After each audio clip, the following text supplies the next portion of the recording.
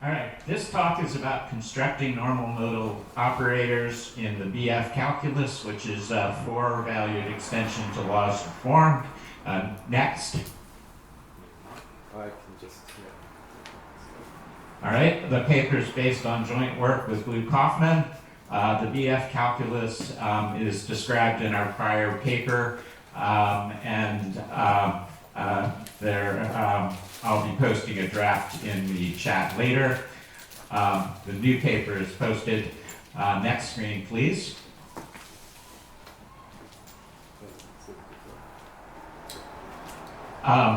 There's just a few preliminaries that I need to discuss, and those are number one, what is a modal logic? And number two, what is the BF calculus? Next.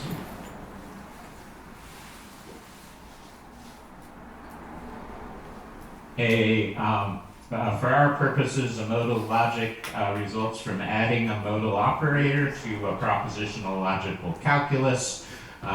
The symbols for modal operators are usually box and diamond. Box is most commonly interpreted to mean necessarily true, and diamond necessarily false. Next. The relationship between diamond and box is such that diamond x is equal to not box of not x, and box of x is equal to not diamond of not x. And in English, that reads as x is possibly true if x is not necessarily false, and x is necessarily true if x is not possibly false. Next, please.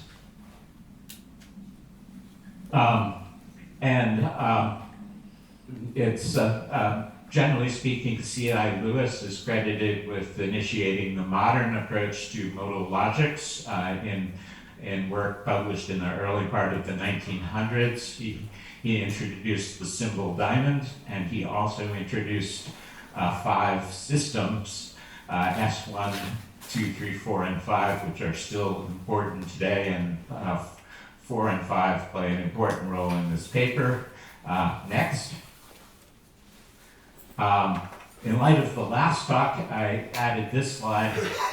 J. Zeeman indicates that the gamma graphs of Charles Peirce can or should be interpreted as modal logics, and in particular with Peirce's broken cut representing possibly false as a modal operator.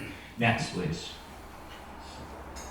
I'm going to note that for our purposes also, there are two usual approaches to modal logics. The first is based on establishing axioms, of which there are plenty in our paper.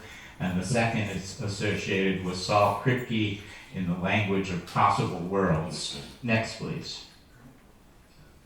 This presentation is designed to be basic, and most of the equations you're going to see are in the primary algebra, and the most frequently called upon result is using using x cross x equals mark, or the law of the excluded middle. Next, please. Moving to the BF calculus, values are represented as pairs, x, comma, y, where x and y are both expressions in the primary algebra. And the 4 values in BF are mark, comma, mark, and then left mark, right mark, and void, comma, void. And in BF, expressions on either side can be manipulated using the primary algebra, in this example, position, and then reflection get used to get void, comma, y from the right-left expression. Next, please.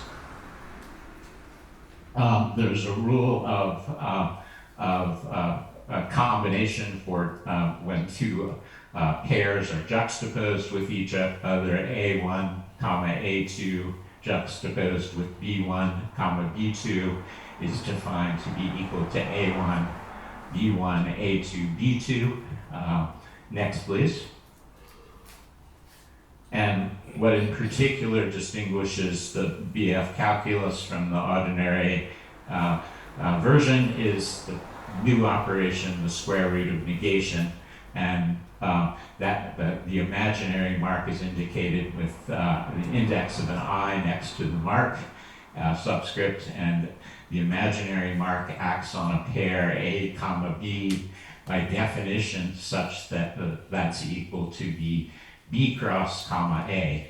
And it gets its name from the sense that when A comma B is acted on by two nests of the imaginary mark, that is equal to A mark comma B mark, which is in turn equal to A comma B all mark. And it is very intentional that the square root of negation is analogous to the square root of -1 in the complex numbers. Next. A key aspect of BF is that it results in in general terms in the swapping of the two sides. Next. And a second power of the calculus of BF is that all expressions, no matter how complicated, get resolved to two expressions in the primary algebra. That resolution happens through a combination of actions in BF and in the primary algebra. Next, please. And then the last thing to note is that in the interpretation being used here, true is defined to be, when we're talking about logic, as, or interpreted to be mark, comma, mark, false as void, comma, void, and then or, and, not, and implies are defined on a pairwise basis to act just as they do in the primary algebra. Next, please. And we'll use this characteristic of BF to construct modal operators, normal modal operators, and first the definition of a modal operator. Next, please. A normal modal operator box will satisfy both of the following. First, box distributes over implication. Specifically, that means that box of A comma B must imply box of A implies box of B. And then secondly, box of true has to be true. Next, please.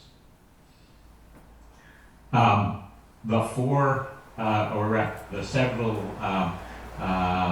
normal modal operators shown on the left are things we can prove to be normal modal operators, and note that they're characterized by there being a box A comma B on the left, and then on the right hand side, the left and right hands parts of the pairs have different expressions, and those expressions are limited here to one of four particular expressions, and those are A, B, A and B, or mark. Next slide. The representation theorem for modal logics in BF then reflects what I've just mentioned, and that is that an expression box of AB in BF is the normal modal operator if and only if box of AB equals XY, where X and Y are constrained to be one of those four expressions, or of course anything that is equivalent to them. So X and Y have to be either A and B, or mark. Next slide. This is a list of the 16 modal logics that exist in BF. That there are 16 follows immediately from the prior theorem. Next, please. And we'll only be looking at a short list of those in the talk today. Next, please. the representation theorem does give an insight into the Kripke multiple or possible world scenario, so it's worth looking at that. I have the first example here, and using the definition of box 5, we're going to say that the left pair is world number 1. We're just going to imagine it that way. And the right side of the pair is world number 2. So we're thinking that the pairs are worlds. And in this example, our world 1 has access to itself as well as to B, to world 2. And likewise, world 2 has access to world 1, and that's because of this being an AND construction. Next, please. In the second case, however, box 4 of AB, it has access. The world 1 has access only to itself because the left side is only reading A, and the right-hand side has access to both world 1 and world 2 because it's reading both A and B. Next, please. And the third example, box G, which is marked comma A, in that case, world 1 has neither access to itself nor world 2 because it's just fixed as the mark, and world 2 has access only to world 1 and not to itself. Next, please. And in the first two cases, they satisfy the relationship of being reflexive. Reflexive means that each world would have access to itself, but world number 3 is not reflexive because it does not have access to itself. And correspondingly, 1 and 2 satisfy axiom T, but number 3 does not. Next, please. We're moving on to actually doing demonstrations of axioms or theorems. And an expression is a theorem or axiom only if it resolves to the marked state. Next, please.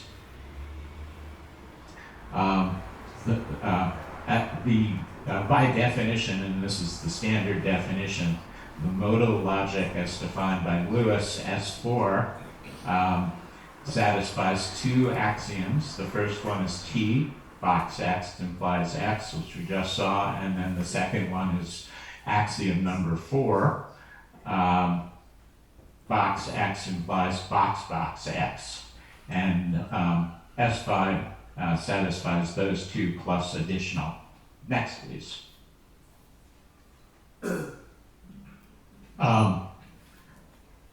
And this is a demonstration of axiom T, and the process for doing these demonstrations is pretty much the same in all cases. In the first step, there is a translation, and the translation here consists of inside of the leftmost parentheses, applying the definition of box 4 ahead. So A comma B, box 4 AB gets replaced by the expression A and B, and then the implication sign is replaced by a box surrounding the entire parenthetical. In the second step, then the cross operation is applied both to the left side, both to the left member of the pair and to the right.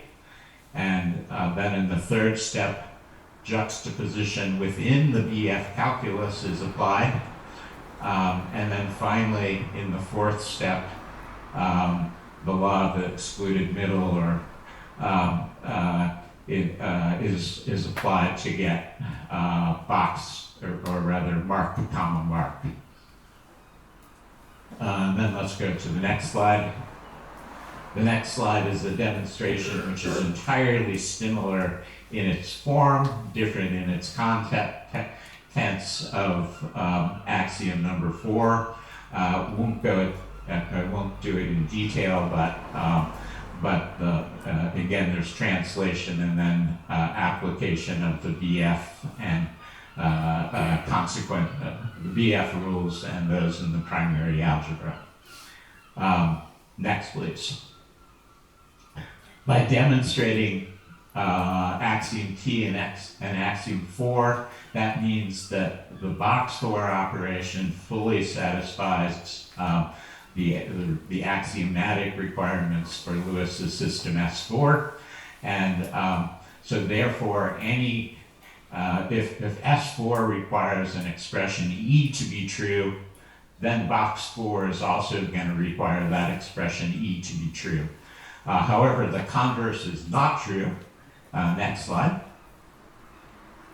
In 1940, James Dugunji proved a theorem that essentially said for any finite model of a system S, where S is one of Lewis's systems, then and by being a finite model, it means that E is required to be true in M in the finite model M whenever it's true in S. Then M is going to have to be unfaithful, which means that there exists some statement in F that is true for M but not for S. And a corollary for that is that any faithful model for the Lewis systems 1, 2, 3, 4, or 5 must be infinite. And being finite, BF cannot therefore be a faithful model for S4 or S5. And this led us into a search for matching systems. Next slide, it's worth noting that there are many extensions to S4, many very interesting ones. And we're ultimately going to be very interested in the extension known as K4. Next slide. Our paper is full of quite a few demonstrations, and this is 2 pages out of the paper, the part of the paper with a lot of demonstrations present. Next slide. Oh, and Art, I just want to give you a little 5-minute warning here. Thanks, Randy. Sure. Is that 5 minutes till the end of the 30 No, or no, 5 minutes to... Until we open it up for Q&A. We're just running 10 minutes behind. Okay, to be got it. expected. Right. Thank you.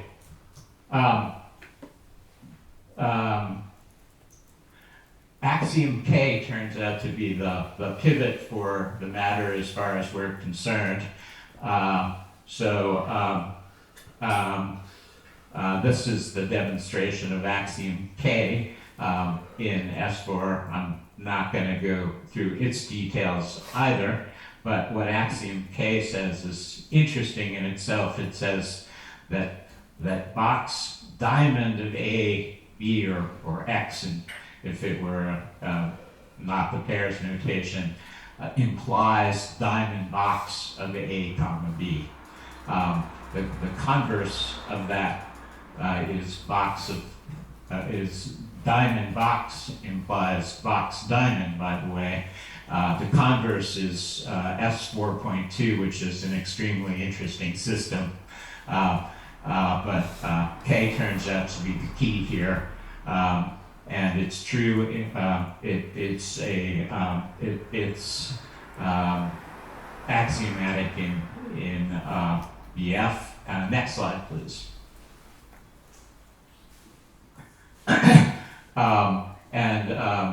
Two theorems then. The first theorem is that our representation in BF given by box 4 is in fact a faithful model of system K4, where K4 is an extension of S4, and it is the extension adds the axiom K, and it also adds the axiom S4.4, which says that A implies diamond box of A implies box of A. And likewise, box 5 is a faithful model for the logic V2, which is an extension of Lewis's S5 given below. Next slide, please. This is actually a map coming out of Jay Zeman's book, and I've got K4 and V2 highlighted in the map. They both contain pretty much everything below them. K4 does not contain V2, and V2 doesn't contain K4, but the interesting thing is that he's grouping the K's separately from the S's, and the K's happen to be immune from Duganji's theorem, which allows for K4 to be modeled, to have a finite faithful model. Next slide. This slide is a little more complicated than it needs to be, but it basically says that for any finite faithful model of K4, such as the one we're giving in DF, it's possible to define a second modal operator, and I'm calling the two. There's a modal operator L1, and there's the second modal operator L2, and if one you can define a bimodal system then, and that bimodal system is isomorphic to the full BF calculus. And intuitively, what's happening is that the top box 4 expression here, written in BF, is transmitting information from world 1 to world 2 in its form, and the lower one is transmitting information, we'll call it, from world 2 to world 1. And you need both of those, both directionality to have BF. So in a sense, the modal operators constitute path, we'll call it, of BF. Next slide. I think I just want to end by saying that we have interpreted, we've kind of had ongoing questions about how should we interpret the extra values in BF. And our paper is ending with a speculative suggestion of how it could be interpreted. And I'm just going to read a couple of lines here. It's well known that Belknap interprets the pair L, R in a bilattice such that L indicates falseness and R indicates truthfulness. But we, however, think that it's more appropriate to associate the doubly marked value mark, mark with truth rather than one of the splits. So then, how do we interpret the splits? The interpretation that we're giving here in this section draws upon the two contrasting most well-known theories of truth, coherence and correspondence theories. And in this interpretation for pair LR, L will indicate, the left side indicates the coherent perspective and the right the correspondence. By coherent, we mean a narrative account of some nature that is logically, philosophically, and or emotionally consistent with a model theory, worldview, or set of ideas and beliefs.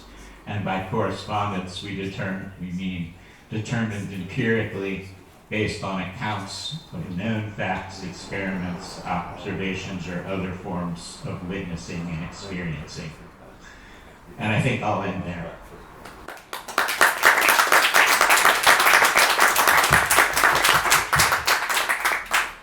Thank you, Arthur. So we do have time for some questions. Let me see here. I have a question. Okay, go ahead, Lou. The two forms, blank mark and mark blank, put together form a marked state or truth. In our modal interpretation, how would you understand how it is that those two modal states combine to give a marked state? So you're, well, in this case, in the interpretation that I'm just suggesting, Yes. then if something were both theoretically true, say predicted by, I don't know, a model, and also observed through testing to be Right, so it valid, fits, then they would fit together as a whole. Yeah, so that's the idea. If both Yeah. theory what I wanted to point out is that it has to do with the discussion we had, that this interpretation that you're talking about here is much more coherent than the older one that we had, where we would call one of these possibly true and the other one possibly false. Because if you combine possibly true and possibly false, you wouldn't call it true. no, but I was wondering after we discussed that a few days ago. I was wondering. I mean, for scientific theories, you want them to be falsifiable, of course. I was trying to figure out which side should be interpreted as possibly true and possibly false based on that. Well, you can Throwing my hands up on that so far. So. Right. All right, do we have another question? Unless they need to refer to. Yeah. I saw people thinking. Oh. Yes. In the chat. I'll probably. Go ahead, Claudia. All right, I was wondering what I was looking at because, I can only to some limited extent understand these mathematical writings. So I was wondering at some point whether what the calculus is it somehow speaking about intersubjectivity, going beyond this belief and knowledge, because it seems there are worlds meeting and then there's some kind of calculus of what happens when they meet. Is that what it is? Go ahead. Oh, sorry, I didn't mean to jump in, but when you begin to add words like possible and necessary, then it seems that you're beginning to include the subject in a certain way. But I don't know that we're getting to intersubjectivity except through the possible worlds, and then maybe, because if we think of two possible worlds, we could think of them as being your world and my world, or anyone's world and someone else's world. And then it's worth thinking about the interpretations. Thank you. That's actually a really terrific question, Claudia, and this discussion. Can I say something? I would love for there to be a paragraph in the beginning or the end for us to think about that. So us phenomenologists and laymen can, I mean, I'm not saying it's like it's not, I follow it and I suck at math. So. What is the definition of intersubjectivity, by the way? Oh, so this is a longer conversation, right? So, let's give Arthur a hand. Arthur, I think we're gonna move on. So I just want to thank you. All right.